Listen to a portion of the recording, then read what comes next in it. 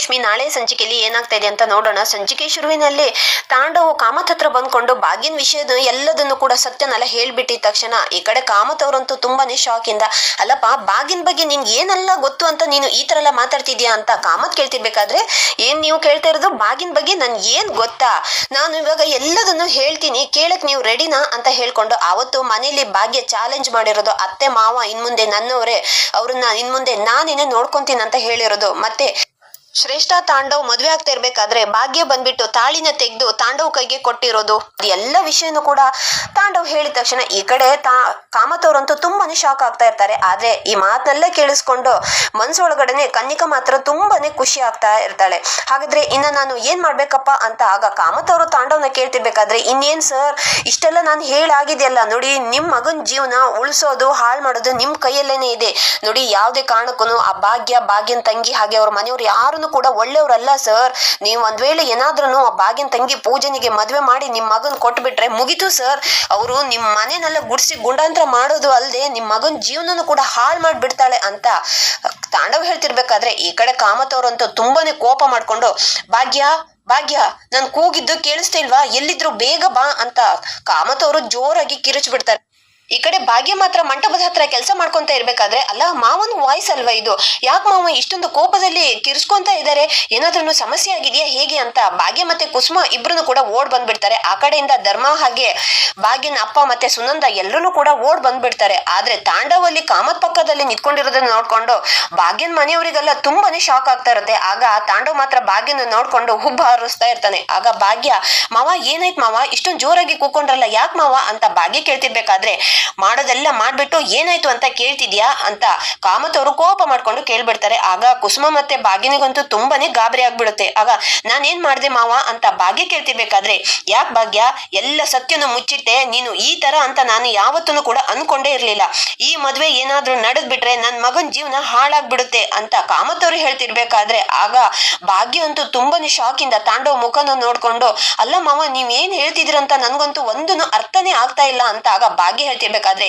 ಆಗ ತಾಂಡವ್, ಏಯ್ ಭಾಗ್ಯ ಸಾಕ್ ಮಾಡೆ ನಿನ್ ನಾಟಕನ ಸಾಕ್ ಮಾಡು, ನೀನ್ ಎಂತವಳು ಅಂತ ನಿನ್ ಹಿಸ್ಟ್ರಿ ಎಲ್ಲದನ್ನು ಕೂಡ ನಾನು ಕಾಮತ್ ಅವರಿಗೆ ಹೇಳ್ಬಿಟ್ಟಿದೀನಿ, ಏನು ನೀನು ಮರಳ್ ಮಾಡ್ಬಿಟ್ಟು ಅವ್ರ ಮನೆ ಹುಡ್ಗನ್ನೇ ಬುಟ್ಟಿಗೆ ಹಾಕೊಂಡ್ಬಿಟ್ಟು ನಿನ್ ತಂಗಿ ಪೂಜನ್ ಜೊತೆ ಮದ್ವೆ ಮಾಡಿ ಲೈಫ್ ಅಲ್ಲಿ ಸೆಟ್ಲ್ ಆಗ್ಬಹುದು ಅಂತ ಅನ್ಕೊಂಡಿದ್ಯಾ, ಏಯ್ ಭಾಗ್ಯ ನಿನ್ ಇಂಟೆನ್ಷನ್ ಯಾವತ್ತಿದ್ರು ರಾಂಗ್ ಅಂತ ನಾನ್ ಅದನ್ನ ಪ್ರೂವ್ ಮಾಡಕ್ಕೆ ಬಂದಿದ್ದೀನಿ ಕಣೆ, ನೀನ್ ಎಂತವಳು ಅಂತ ನಾನ್ ಇವ್ರಿಗೆ ಚೆನ್ನಾಗಿನೇ ಅರ್ಥ ಮಾಡ್ಸಿದ್ದೀನಿ ಅಂತ ತಾಂಡವ್ ಹೇಳ್ತಿರ್ಬೇಕಾದ್ರೆ, ಹೌದು ಭಾಗ್ಯ ಇಷ್ಟು ದಿನ ಮುಖವಾಡ ಹಾಕೊಂಡು ಬದುಕ್ತಾ ಇದೆಯಲ್ಲ, ಯಾಕೆ ಈಗ ಮುಖವಾಡ ಕಳ್ಚೋಗಿದ್ಯಾ ಅಂತ ತುಂಬಾನೇ ಶಾಕ್ ಆಗ್ತಾ ಇದೆಯಾ ಭಾಗ್ಯ ಅಂತ ಆಗ ಕನ್ನಿಕಾ ಹೇಳ್ತಾ ಇರ್ತಾಳೆ.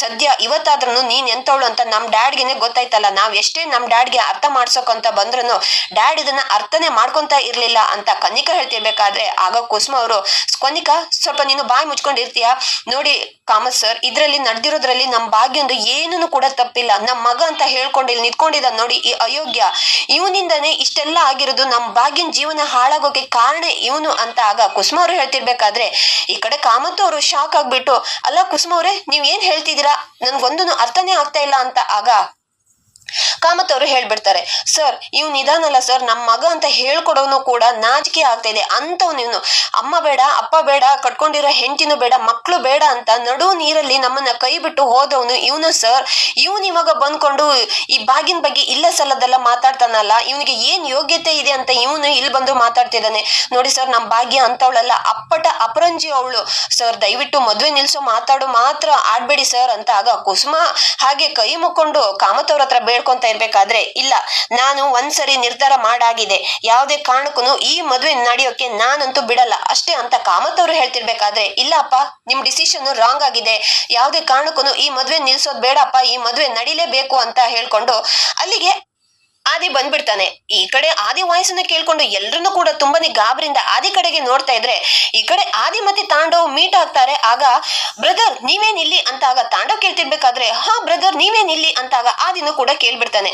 ಅದ ಬ್ರದರ್ ನಾನ್ ಹೇಳ್ದೆ ನೋಡಿ ನಮ್ ಫಸ್ಟ್ ವೈಫ್ ತಂಗಿದು ಮದ್ವೆ ಆಗ್ತಿದೆ ಅಂತ, ಅದೇ ಇವಳೆ ಭಾಗ್ಯ ಅಂತ ಆಗ ತಾಂಡವ್ ಹೇಳ್ತಿರ್ಬೇಕಾದ್ರೆ, ಹೌದಾ ನಾನು ಹೇಳಿದ್ಯಲ್ಲ ನನ್ ತಮ್ಮನ್ ಮದ್ವೆ ಆಗ್ತಾ ಇದೆ ಅಂತ, ಅದೇ ಮದ್ವೆ ಇದು ಇವರೇನೆ ನಮ್ಮ ಅಪ್ಪ ಅಂತ ಆಗ ಆದಿ ಹೇಳ್ತಿರ್ಬೇಕಾದ್ರೆ, ಓ ಹೌದಾ ಹಾಗಾದ್ರೆ ಏಯ್ ಭಾಗ್ಯ ನೀನ್ ಹಾಗಾದ್ರೆ ಮೋಸ ಮಾಡಕ್ಕೆ ಹೊರಟಿರೋದು ನನ್ ಬ್ರದರ್ಗ ಅಂತ ತಾಂಡವ್ ಕೇಳ್ತಿದ್ರೆ ಈ ಕಡೆ ಭಾಗ್ಯನಿಗಂತೂ ತುಂಬಾನೇ ಕನ್ಫ್ಯೂಷನ್ ಆಗ್ತಾ ಇರುತ್ತೆ. ಓ ಬ್ರದರ್, ಮದ್ವೆಕ್ಕಿಂತ ಮುಂಚೆನೆ ಎಲ್ಲದು ಪ್ರಾಬ್ಲಮ್ ಅನ್ನು ಸಾಲ್ವ್ ಆಗ್ತಾ ಇದೆ ನೋಡಿ. ತುಂಬಾನೇ ಒಳ್ಳೆ ಟೈಮ್ಗೆ ಬಂದಿದ್ದೀರಾ. ನಾನು ಹೇಳ್ತಿದ್ದೆ ನೋಡಿ, ನನ್ನ ಫಸ್ಟ್ ವೈಫು ಸರಿ ಇಲ್ಲ ಅಂತ. ಅವಳು ಬೇರೆ ಯಾರೂ ಅಲ್ಲ, ಈ ಭಾಗ್ಯ ಇದ್ದಾಳಲ್ಲ, ಅವಳು ಎಂತವಳು ಅಂತ ನಿಮ್ಮ ಅಪ್ಪನ ಮುಂದೆ ನಾನು ಎಲ್ಲ ಡೀಟೇಲ್ ಅನ್ನು ಹೇಳಿದ್ದೀನಿ. ಯಾವುದೇ ಕಾರಣಕ್ಕೂ ಈ ಮದ್ವೆ ಆಗಕ್ಕೆ ನೀವು ಮಾತ್ರ ಬಿಡ್ಬೇಡಿ ಬ್ರದರ್ ಅಂತ. ಆಗ ತಾಂಡವ್ ಹೇಳ್ತಿರ್ಬೇಕಾದ್ರೆ, ಇಲ್ಲ ಬ್ರದರ್, ನೀವು ತಪ್ಪಾಗಿ ತಿಳ್ಕೊಂಡಿದ್ದೀರಾ, ಈ ಮದ್ವೆ ಯಾವುದೇ ಕಾರಣಕ್ಕೂ ನಿಲ್ಸೋದಲ್ಲ, ಈ ಮದ್ವೆ ನಡಿಲೇಬೇಕು ಅಂತ. ಆಗ ಆದಿ ಹೇಳ್ತಿರ್ಬೇಕಾದ್ರೆ, ಅಲ್ಲಪ್ಪ ಆದಿ, ನೀನು ಏನ್ ಮಾತಾಡ್ತಿದ್ಯಾ? ಇಷ್ಟು ದಿನ ಯಾವುದೇ ಕಾರಣಕ್ಕೂ ಈ ಮದ್ವೆ ನಡೆಯೋದು ಬೇಡಪ್ಪ, ನೀ ನಿಲ್ಸಿ ಬಿಡಿ ಅಂತ ನೀನೇನೆ ಬಂದು ಹೇಳ್ತಾ ಇದೆಯಲ್ಲ. ಇವತ್ತು ಭಾಗ್ಯ ಹಾಗೆ ಭಾಗ್ಯನ ಮನೆಯವರು ಎಂತವ್ರು ಅಂತ ಗೊತ್ತಾಗಿದೆ.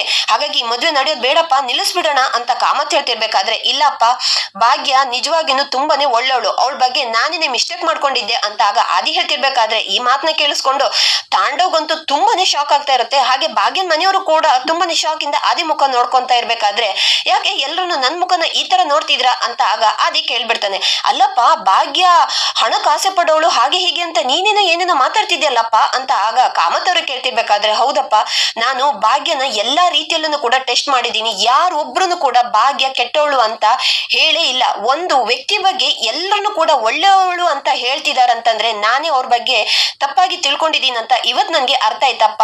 ಹಾಗಾಗಿ ನಮ್ ಕಿಶನ್ಗೆ ನಾವು ಹುಡುಕಿದ್ರು ಕೂಡ ಇಷ್ಟು ಒಳ್ಳೆ ನಮ್ಗೆ ಹುಡುಗಿ ಸಿಗ್ತಾನೆ ಇರ್ಲಿಲ್ಲ ಒಳ್ಳೆ ಮನತನದಿಂದ. ಹಾಗಾಗಿ ಯಾವುದೇ ಕಾರಣಕ್ಕೂ ನಾವು ಈ ಮದ್ವೆನ ನಿಲ್ಸೋದೇ ಬೇಡ ಅಪ್ಪ ಅಂತಾಗ ಆದಿ ಹೇಳ್ತಿರ್ಬೇಕಾದ್ರೆ, ಅಲ್ಲಪ್ಪ ಆದಿ, ಭಾಗ್ಯನ್ ಗಂಡನೇ ಬಂದ್ಕೊಂಡು ಹೇಳ್ತಿದಾನಲ್ಲಪ್ಪ ಅಂತ. ಆಗ ಆದಿಗೆ ಕಾಮತ್ ಅವ್ರು ಹೇಳ್ತಿರ್ಬೇಕಾದ್ರೆ, ಆಗ ತಾಂಡವ್, ಹೌದು ಬ್ರದರ್, ನೀವೇನಾದ್ರೂ ನಿಮ್ ತಮ್ಮನಿಗೆ ಇವಳ ತಂಗಿನ ಮದುವೆ ಮಾಡ್ಕೊಟ್ರೆ ಮುಗೀತು ಅಷ್ಟೇ, ಆಮೇಲೆ ನಿಮ್ ತಮ್ಮನ್ ಜೀವನನ ಬರ್ಬಾದ್ ಮಾಡ್ಬಿಡ್ತಾಳೆ ಈ ಭಾಗ್ಯ ಅಂತ. ಆಗ ತಾಂಡವ್ ಹೇಳ್ತಿರ್ಬೇಕಾದ್ರೆ, ಇಲ್ಲ ತಾಂಡವ್, ಆ ತರ ಎಲ್ಲ ನೀವು ಮಾತಾಡ್ಬೇಡಿ ಪ್ಲೀಸ್, ಇದನ್ನೆಲ್ಲ ಇಲ್ಲಿಗೆನೆ ನಿಲ್ಲಿಸ್ಬಿಡಿ. ಅಲ್ಲ, ನಿಮ್ಮ ಅಮ್ಮ ಅಪ್ಪನೇ ಬಂದ್ಬಿಟ್ಟು ನೀವ್ ಎಂತವ್ರು ಅಂತ ಸರ್ಟಿಫಿಕೇಟ್ ಕೊಡ್ತಾ ಇದಾರಲ್ಲ, ಮತ್ತೆ ನಿಮ್ ಬಗ್ಗೆನೆ ನೀವು ಹೇಳ್ಕೊಳ್ಳೋದ್ರಲ್ಲಿ ಯಾವ ಅರ್ಥನೂ ಇಲ್ಲ. Hello Moto,